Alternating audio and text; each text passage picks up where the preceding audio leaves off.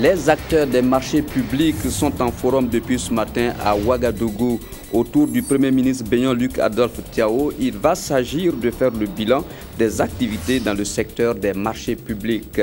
Madame Prudence Julie Nia Somda, ministre chargée des droits de l'homme, est notre invitée. Nous allons parler de la journée internationale de la paix qui sera célébrée le 21 septembre prochain. Et puis sur le front politique, l'Alliance de la mouvance présidentielle a effectué ce jour sa rentrée politique. Au même moment, le CDP était à Combissery pour ses journées parlementaires de l'année, ses deuxièmes journées parlementaires de l'année 2014. Mesdames, Mesdemoiselles et Messieurs, bonsoir. Merci de suivre le 20h de la télévision nationale du Burkina Faso. Ouverture ce matin du deuxième forum des acteurs des marchés publics. Il va s'agir de revisiter le domaine des passations et l'exécution des marchés publics. C'est le Premier ministre Bénion Luc Adolphe Tiao qui a présidé la cérémonie. Le reportage est signé Bouma Ernest Nibier. Ce deuxième forum des acteurs des marchés publics se tient sous le thème « La problématique de l'efficacité du processus de gestion des marchés publics et des délégations de services publics au Burkina Faso ». Ce forum permettra aux acteurs des marchés publics d'examiner et de faire le bilan des actions entreprises dans le domaine des marchés publics. Et en 2011, il y a eu le premier forum des acteurs des marchés publics et nous nous sommes réunis avec les différentes composantes de notre société pour faire le bilan d'exécution des marchés publics. Et pour cela, des recommandations ont été formulées.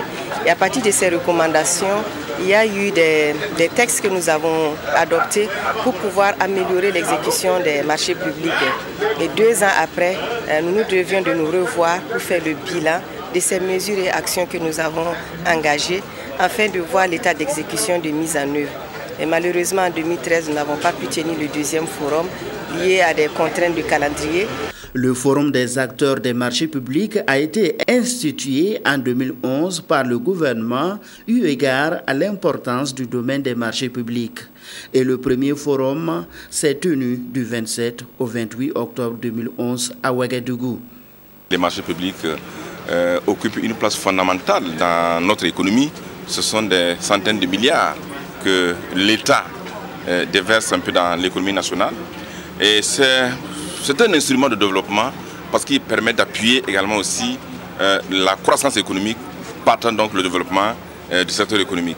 Ce forum se tient à un moment donné où nous avons procédé à une réforme du secteur donc, des marchés publics, notamment au niveau de l'institution de régulation donc, des marchés publics.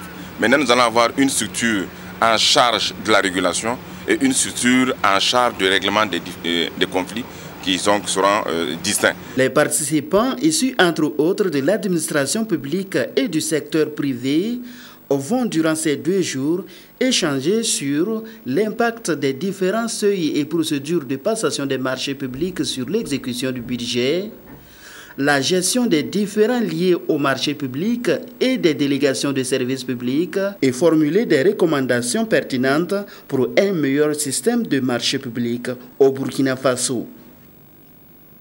Premier point de presse du gouvernement après les vacances, c'est le ministre de l'Éducation nationale et de l'alphabétisation qui était au centre des questions. Madame Koumba Boli a fait le bilan de la mise en œuvre du continuum et les mesures d'accompagnement. Reportage signé Eleonore Ouedraogo. Pour ce premier point de presse après les vacances gouvernementales, la rentrée scolaire qui s'annonce avec la poursuite du continuum était à l'ordre du jour. Une année après le lancement de la réforme, c'est un bilan placé au-delà des espérances que nous livre le ministre de l'Éducation nationale et de l'alphabétisation. Les années antérieures, les moyennes de réussite à cet examen étaient d'à peine 60%. Nous avons eu donc une progression de plus de 20 points qui a forcément perturbé nos prévisions. En fait, la réforme a produit des résultats plus vite que nos projections. Et dans ce contexte où la transition du primaire au post-primaire ne peut plus être sélective, mais automatique, cela a engendré des préoccupations qui s'expriment actuellement chez les parents d'élèves et le monde de l'éducation que nous comprenons et partageons. Pour la rentrée scolaire 2014-2015, plus de 1000 salles de classe devront être réalisées dans l'urgence avec la reconversion de près de 2300 enseignants qui seront formés dans les prochains mois. Les fournitures et manuels scolaires ainsi que les cantines scolaires coûteront environ 27 milliards de francs CFA à l'État burkinabé qui devra également accompagner financièrement les élèves admis à l'entrée en 6e et inscrits dans les établissements privés par le biais du partenariat qui existe entre le secteur privé et le gouvernement burkinabé. Le partenariat avec le secteur privé, en ce qui concerne en tout cas le MENA, fonctionne très bien. Ils sont suffisamment bien organisés en union donc, et en réseau. Et nous traitons bien sûr ces questions-là. Nous avons eu de bonnes rencontres et de bonnes discussions avec bien sûr leurs représentants au niveau national. Et au bout du processus, nous allons les accompagner avec une somme approximativement de 50 000 francs par élève. Le ministre de la Communication, porte-parole du gouvernement, quant à lui, a répondu aux préoccupations des journalistes relatives aux mesures prises par le gouvernement burkinabé pour faire face à la fièvre à virus Ebola. Aujourd'hui, nous pouvons dire que nous sommes outillés, nous avons un dispositif qui est en place et que nous pensons que ce dispositif est efficace pour pouvoir faire face à la situation. Au moment où nous disons qu'il n'y a pas de cas d'Ebola dans notre pays, et ce qui est important, c'est de veiller à ce qu'il n'y ait pas d'entrée de cas. Donc, aujourd'hui, les députés du groupe parlementaire du Congrès pour la démocratie et le progrès, parti majoritaire à l'Assemblée nationale, sont à Kombisiri dans la province du Bazéga pour leur deuxième journée parlementaire de l'année 2014. Les présentes journées se tiennent autour du thème « L'exercice de la souveraineté du peuple dans un État démocratique », reportage de Kwame Bama et de Sugunoma Ibrahim Gigma. L'accueil des députés à l'entrée de Kombisiri laisse présager un meeting populaire dans la cité de la patate douce.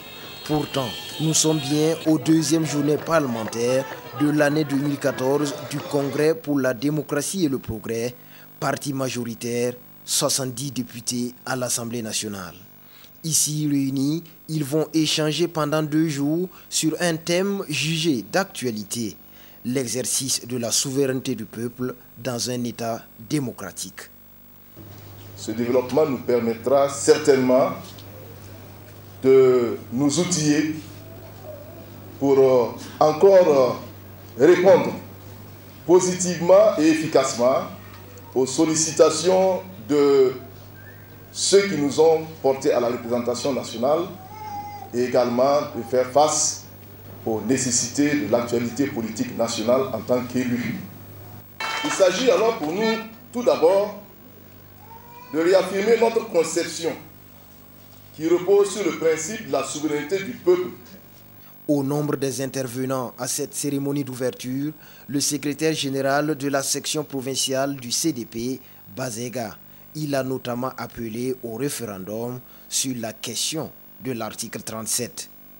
Et un fait assez rare pour ne pas être souligné, parmi les groupes parlementaires invités, l'UPC, l'Union pour le progrès et le changement, parti d'opposition, a livré un message. L'UPC ne ménagera aucun effort pour aider à la sauvegarde de la paix sociale si chère à tous nos compatriotes.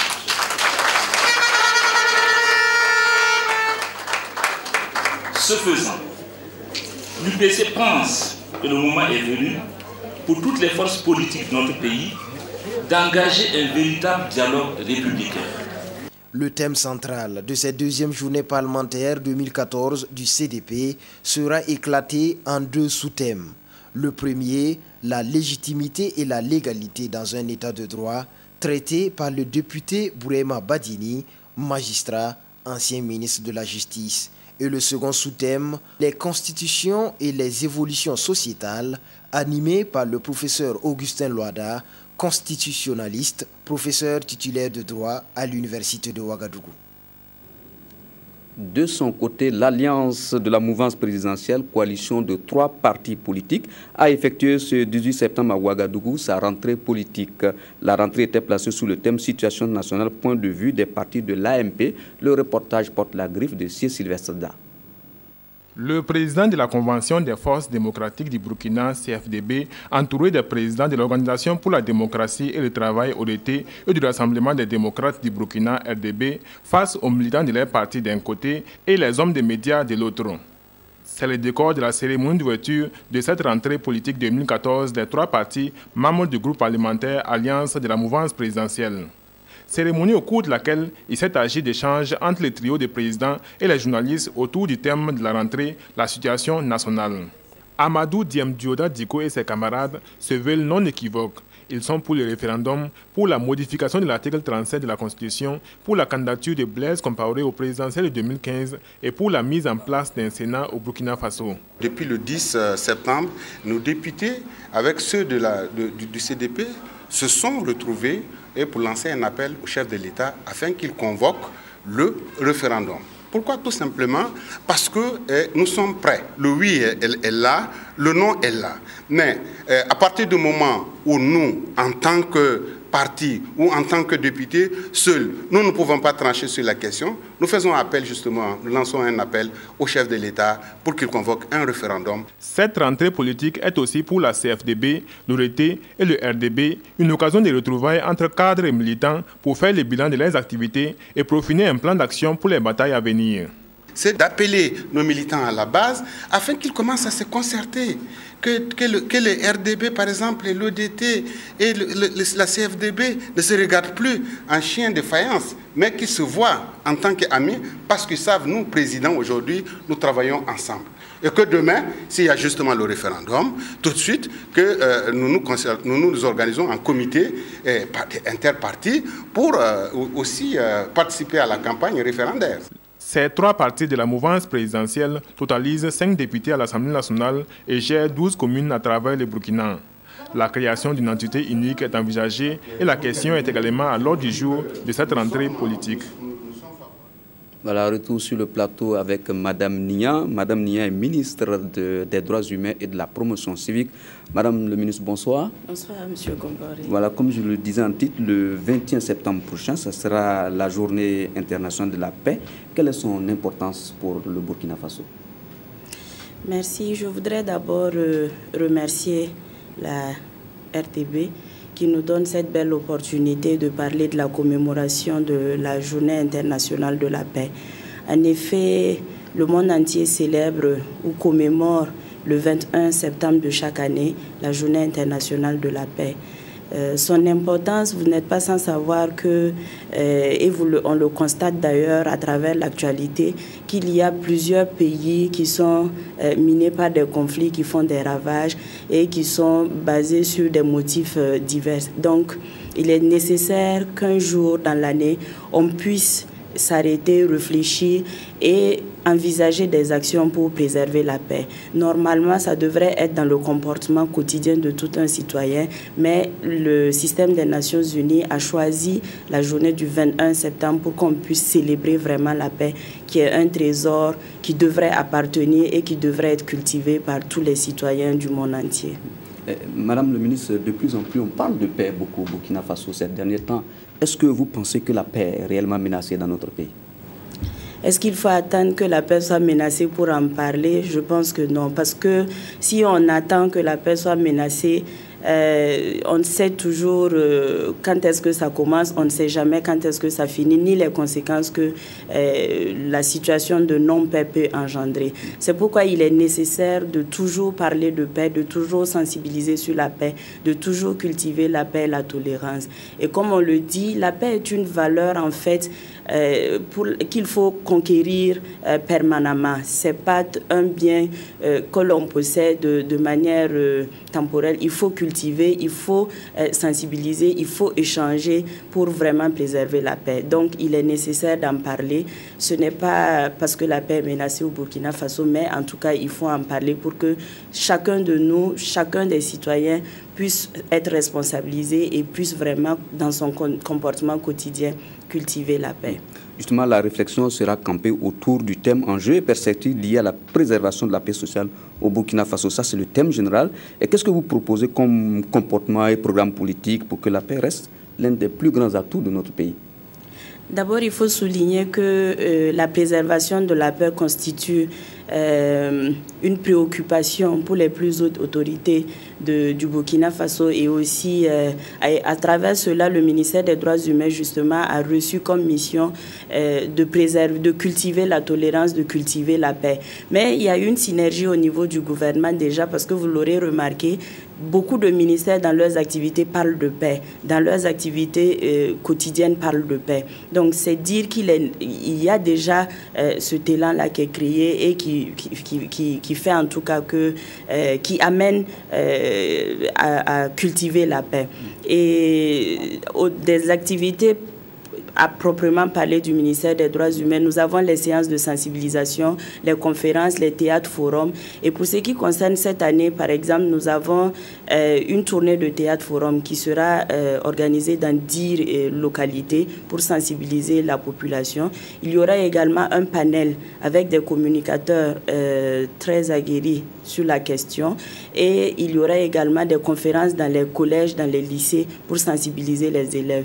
Il faut aussi rappeler que la commémoration est placée sous le parrainage du docteur Akochonga, qui est une personne qui travaille pour la paix. Docteur gynécologue. Voilà, qui travaille pour la paix et comme c'est célébré dans la région du centre-sud et plus particulièrement à Pau, nous avons choisi ce monsieur et nous allons célébrer ensemble la paix dans la localité en tenant compte des réalités de la localité, mais en réfléchissant aussi aux perspectives que nous pouvons envisager pour préserver la paix sur tout le territoire burkinabé et également dans les autres régions.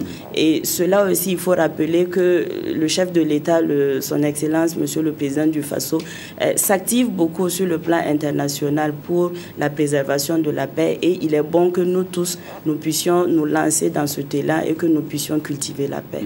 Justement, sur le plan international, on voit que la paix est menacée partout. Quand on regarde un peu ce qui se passe au Moyen-Orient et tout, plus près de chez nous, au Mali, vous parlez des actions du président du Faso.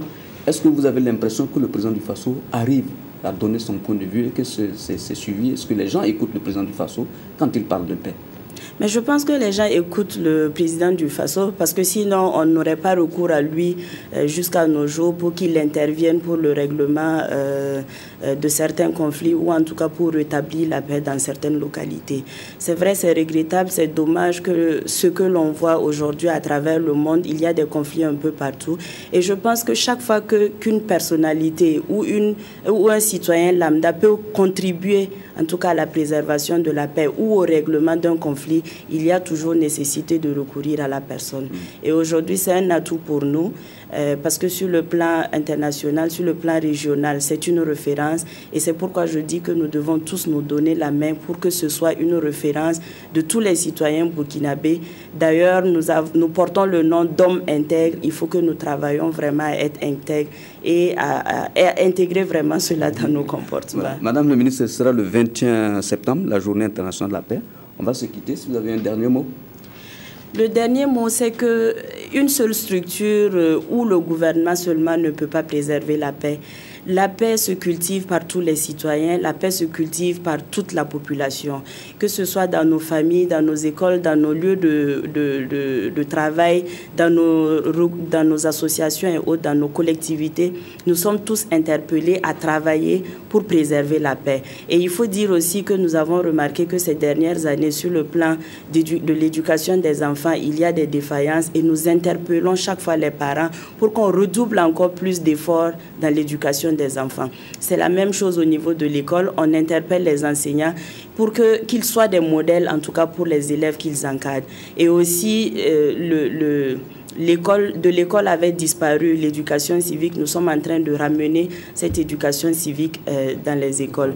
Et pour dire un dernier mot, c'est d'inviter toute la population du Burkina Faso vraiment à travailler quotidiennement pour la paix, et plus particulièrement le 21 septembre à observer un comportement de paix à l'endroit des uns et des autres. Je pense que c'est dans cette synergie-là que nous allons vraiment cultiver la tolérance, nous allons vraiment cultiver et prévoir un avenir meilleur pour nos enfants. Voilà. Merci Madame le ministre. Et 21 septembre, pour la célébration de cette journée. Merci. Merci, au revoir. Ceci dit, l'Union économique et monétaire ouest-africaine UEMOA s'intéresse au système licence, master, doctorat et une formation sur le système regroupe des responsables d'établissements d'enseignement supérieur et public et privé de l'espace UEMOA qui compte 8 pays. Le reportage est signé Karim Patrick Namouano.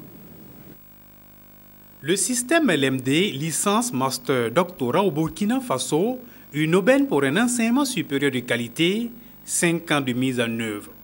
Les années sont passées, des acquis existent, certes, des difficultés aussi. Des difficultés liées d'abord à une tendance à un certain rejet.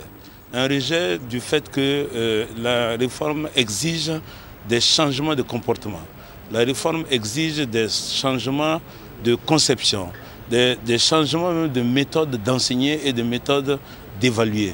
Rectifier le tir avant l'échec s'impose pour l'UEMOA, l'Union économique et monétaire ouest-africaine, initiatrice de cette rencontre des acteurs de l'enseignement supérieur, du public comme du privé. Cette réforme s'est faite pour introduire de la flexibilité à l'école, pour permettre aux étudiants de choisir leur parcours, leur métier et d'être accompagnés jusqu'à atteindre l'objectif. Comment venir à bout des réticences dans l'application du système? L'écoute active est préconisée. Sans l'expérience et sans la perception et la compréhension des différents intérêts des parties prenantes, je pense qu'on n'arrivera jamais à construire un système LMD qui convienne à tous. Et c'est ça, je crois, que peut-être dans la mise en œuvre jusqu'à présent, depuis les 5 ans, ce qui a peut-être été un peu négligé. On a voulu mettre en œuvre le LMD, mais sans écouter les autres. Donc ici, on fait un grand effort d'expression et un grand effort d'écoute. Tous les pays de l'UEMOA sont concernés. L'objectif, obtenir un enseignement supérieur de qualité dans l'espace communautaire. Et puis, l'Institut supérieur des sciences de la population organise depuis ce 15 septembre un atelier de formation sur le dividende démographique en Afrique. Pendant une dizaine de jours, des enseignants et chercheurs venus d'Afrique et d'ailleurs se retrouveront à Ouagadougou pour se pencher sur les questions liées à la croissance de la population et au développement. Le reportage est signé Abdul Razak Sakandé, Sylvestre Da. Ils sont démographes, sociologues, géographes et économistes. Ils viennent de différents pays et se retrouvent à Ouagadougou pour échanger sur le coup de pouce que l'évolution démographique peut donner au développement d'un pays. Ces enseignants et chercheurs vont réfléchir sur des stratégies afin de tirer profit du dividende démographique. Le continent africain, notamment sa partie au sud du Sahara, traverse une période particulière de son évolution démographique qui va se caractériser dans les prochaines années par un changement de la structure par âge de la population, en ce sens qu'on assistera à une situation où la proportion de la population d'âge actif sera nettement plus importante que celle de la population dépendante. Donc va s'ouvrir ce qu'on appelle une fenêtre d'opportunité. Et à l'instar de l'espérance des pays asiatiques, voir dans quelle mesure on peut profiter de cette opportunité-là pour mettre en place des politiques adéquates dans le domaine de la santé, de l'éducation et de l'emploi, en vue vraiment de booster la croissance économique et donc le développement durable. Durant 10 jours, enseignants et chercheurs vont approfondir leurs connaissances sur la thématique de la population dans différentes disciplines. On va examiner cette fenêtre dans 3 domaines différents. Il y aura le domaine croissance économique tout simplement. Il y aura le domaine éducation, et il y aura le domaine santé. C'est-à-dire que l'Afrique peut tirer parti de son évolution démographique dans ces 3 domaines-là et dans d'autres domaines aussi, y compris le statut des femmes. Mais pour l'instant, on va surtout s'appesantir sur les implications en termes d'éducation, en termes de santé, en termes de croissance économique. Au sortir de cette rencontre le 24 septembre, des propositions concrètes vont être faites aux gouvernants pour les aider à mieux booster le développement de nos pays. À Lumbila, dans l'Oubretinga, une autre formation a débuté hier. Elle a pour thème « Les légumes vont à l'école », un projet destiné aux enseignants en vue de rentabiliser l'école. Explication de Zalissa Sanfo. Désormais, les légumes vont partir à l'école. Rassurez-vous, ils n'y vont pas pour apprendre à lire et à écrire, mais pour aider les élèves à mieux apprendre. C'est un projet initié par le Centre mondial pour les légumes. Les initiateurs veulent s'appuyer sur les potagers scolaires pour stimuler le goût d'apprendre chez les jeunes. Il y a 2 objectifs majeurs que nous visons. Non seulement apprendre aux enfants à se servir de leurs 10 doigts, mais aussi que les produits générés et puisse contribuer bien sûr à améliorer les conditions de vie des élèves. Si c'est une production agricole, bien sûr que ça va rentrer dans l'alimentation. Si c'est autre production, ils pourront toujours générer des ressources financières qui vont toujours contribuer. Cette formation marque le top de départ des activités du projet. Et ce sont 20 écoles qui vont expérimenter l'approche « Les légumes vont à l'école ». Nous sommes présentement dans une phase pilote.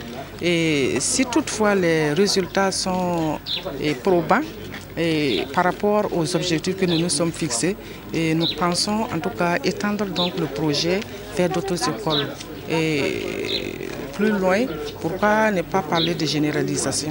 En tout cas, c'est ce que nous visons. En 4 jours d'échange, ces enseignants devraient pouvoir s'approprier le concept et œuvrer pour son implantation dans leurs écoles respectives. Le projet Les légumes vont à l'école est financé par la Chine-Taïwan et va durer 7 ans.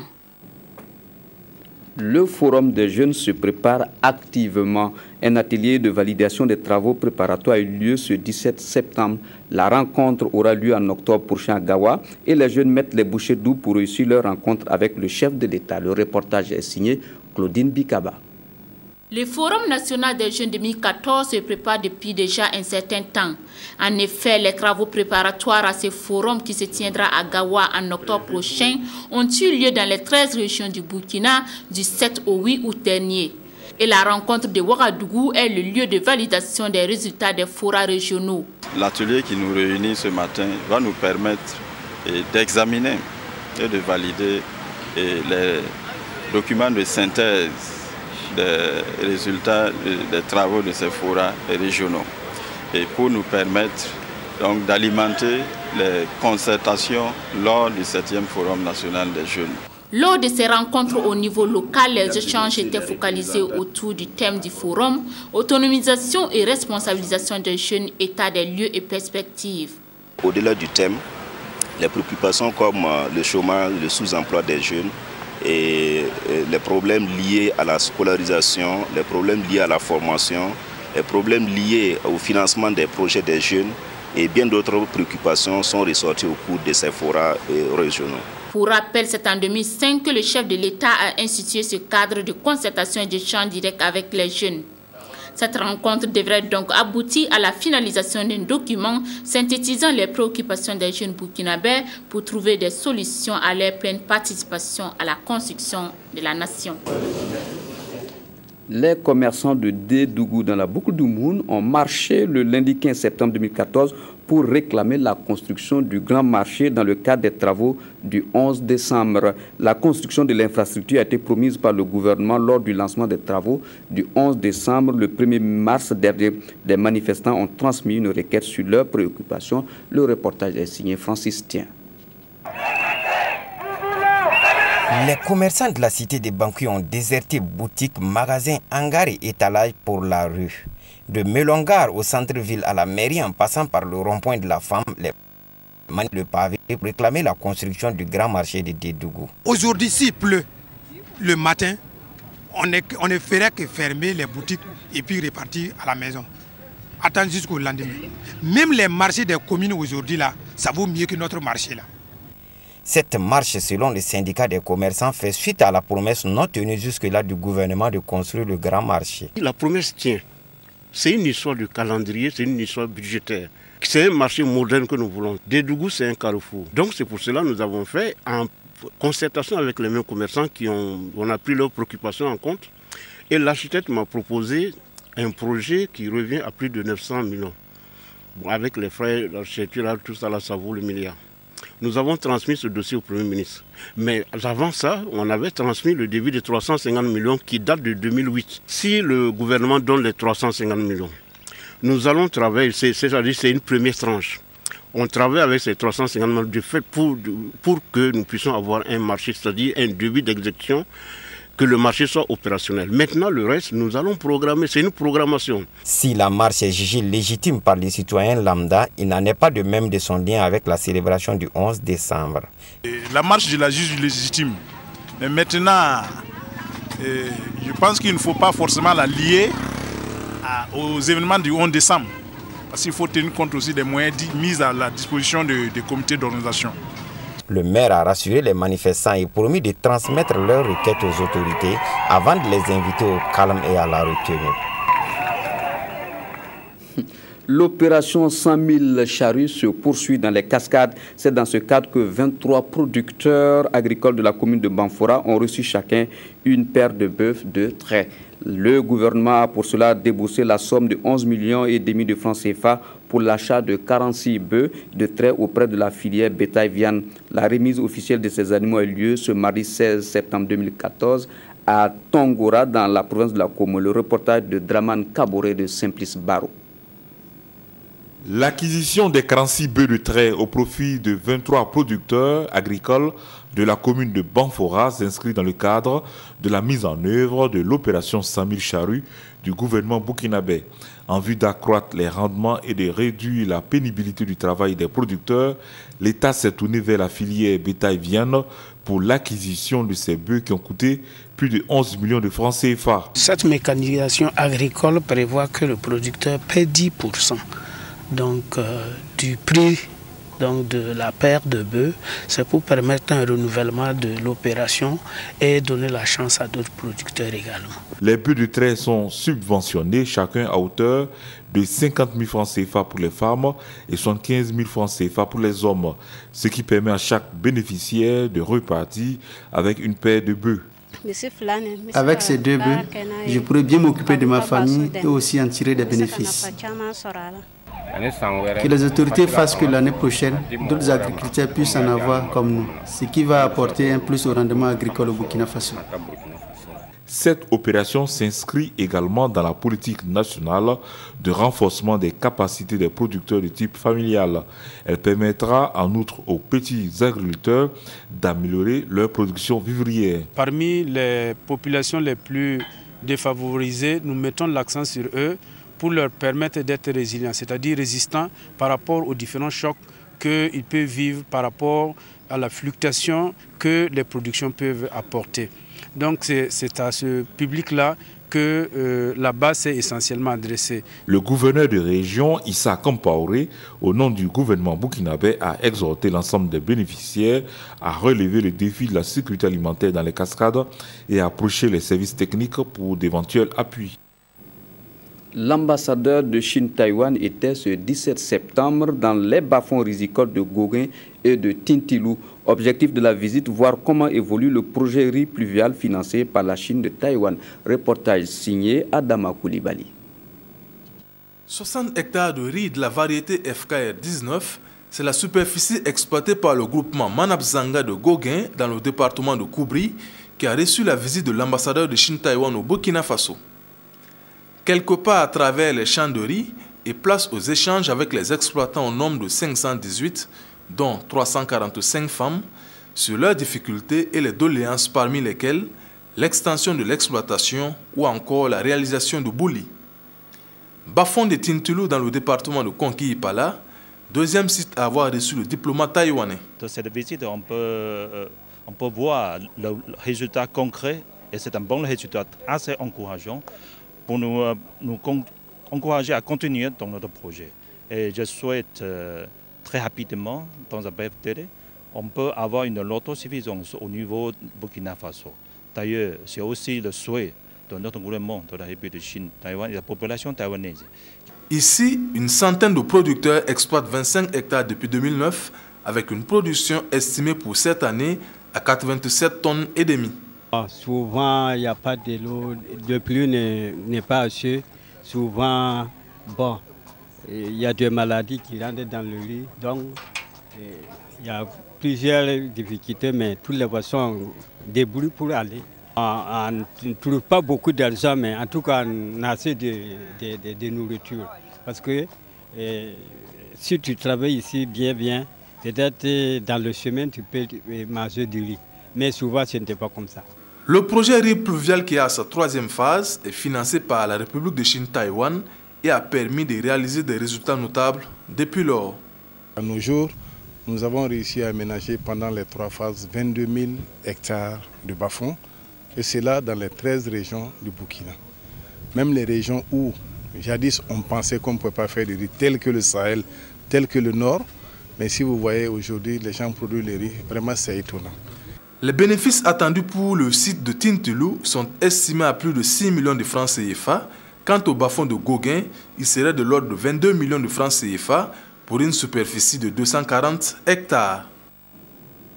De sécurité alimentaire, parlons de sécurité informatique pour dire qu'une société veut mettre sur le marché un nouveau antivirus nommé ISCAN.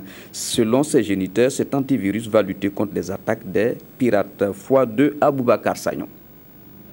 C'est un nouveau venu dans la protection des ordinateurs et des systèmes informatiques que Joël Hila, gérant de la société Wokana, présente ici aux administrateurs réseau et aux informaticiens des services et des entreprises. L'antivirus ISCAN, selon ses promoteurs, a l'avantage de consommer très peu de ressources et de fonctionner assez rapidement sans ralentir le fonctionnement de l'ordinateur. Avec ISCAN, vous pouvez vacciner votre clé USB, qui fait que quand vous mettez votre clé USB personnelle ailleurs, cette clé ne peut pas être infectée. Il y a aussi le fait que vous pouvez protéger vos données confidentielles de telle sorte que personne ne peut, même en votre absence, mettre une clé et retirer les données qui ont été protégées par ISCAN. Et ISCAN a une version client-serveur qui permet de pouvoir protéger dans le même réseau tous les ordinateurs qui sont dans le réseau et même de protéger le réseau lui-même contre par exemple certains sites malveillants et tout ça, qui permet par exemple au manager IT de choisir les sites auxquels il ne veut pas que les gens aient accès à travers une interface de ISCAN qui permet de gérer le réseau, de protéger, de paramétrer, de personnaliser le réseau. L'antivirus ISCAN est disponible en 5 versions et son coût varie entre 9 500 et 12 500 francs CFA pour une licence unique. La deuxième édition du Salon international du mariage de Ouagadougou se tiendra du 26 au 28 septembre. Ce matin, les organisateurs ont donné une conférence de presse pour expliquer la manifestation. Xavier Belemiègre, Frédéric Etienne Bassenga. L'édition 2014 du Salon international du mariage de Ouagadougou aura bel et bien lieu du 26 au 28 septembre 2014 sur le site du CIAO à Ouagadougou. Les organisateurs de l'événement ont voulu rassurer l'opinion publique à travers cette conférence de presse, même si Ebola a contraint à limiter les participants. Cette année, avec la situation sanitaire qui est là, on a été obligé d'annuler l'arrivée de nos prestataires de l'espace Yomoa. Nous nous excusons vraiment auprès d'eux. Et aussi pour les formations en décoration, on a été obligé d'annuler pour les autres pays de l'Yomoa, eux aussi qui devaient venir dans le mois de septembre.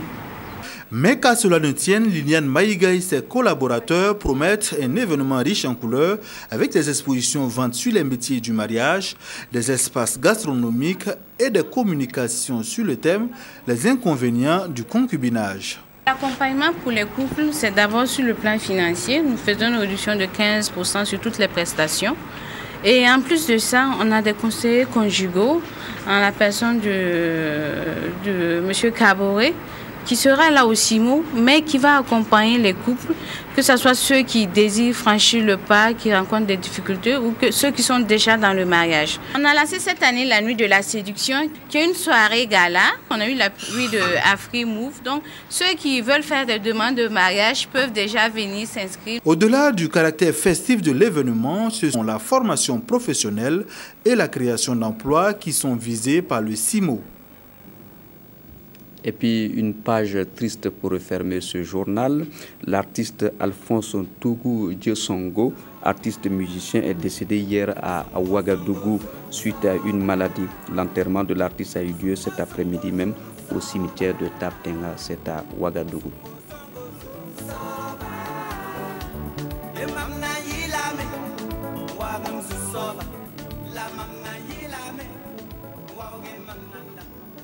Voilà. Ainsi se referme votre journal. Merci de l'avoir suivi. Je vous souhaite une agréable nuit. Je serai très heureux de vous retrouver demain à 20h pour d'autres actualités sur la télévision nationale du Burkina Faso.